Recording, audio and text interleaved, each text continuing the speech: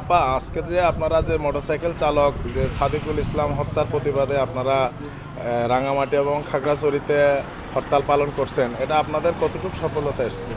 হ্যাঁ, আপনারা তো নিজেই দেখতেছেন আমাদের সফলতা আসছে, মানে আমাদের সক্রিয়ভাবে হত্যা চলতেছে। আমরা খাগড়াছড়িতে আমরা খবর নিয়েছি, রাঙামাটির পরিস্থিতি তো দেখতেছেন।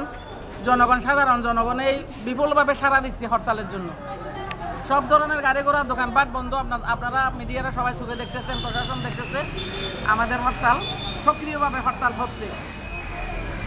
আচ্ছা, আপনার এই যে রাঙামাটি এবং খাগড়াছড়িতে যে আপনারা হরতাল ডেকেছেন সাদিকুল ইসলাম হত্যার প্রতিবাদে, তা আসলে আপনাদের মূল উদ্দেশ্যটা কি? আমাদের মূল উদ্দেশ্য হইল সাদেকুল হত্যাকারীকে ধরতে হবে। এই পর্যন্ত যতগুলো হত্যাকাণ্ড করছে, কোনো হত্যাকাণ্ডের বিচার হয় নাই এবং আসামি ধরা হয় নাই। প্রকৃত আসামিকে ধরতে হবে। একজনকে যেটাকে ধরা হইলে সন্দেহজনক, সে নাকি মূলত আর নয়। এবং সাদেকুলকে যারা খুন করছে তাদেরকে সাদেকুলের ভাই ওসিনে, এলাকাতে যারা মোটরসাইকেল চালক ছিল তারা ওসিনে তাদের সামনে থেকে নিয়ে আসছে পরিচিত। তাদের বাই নেমে তাদেরকে চিনে না, কিন্তু বাই ভেজে চিনে। এই হত্যাকারীকে ধরতে হবে এবং তার পরিবারকে ক্ষতিপূরণ দিতে হবে।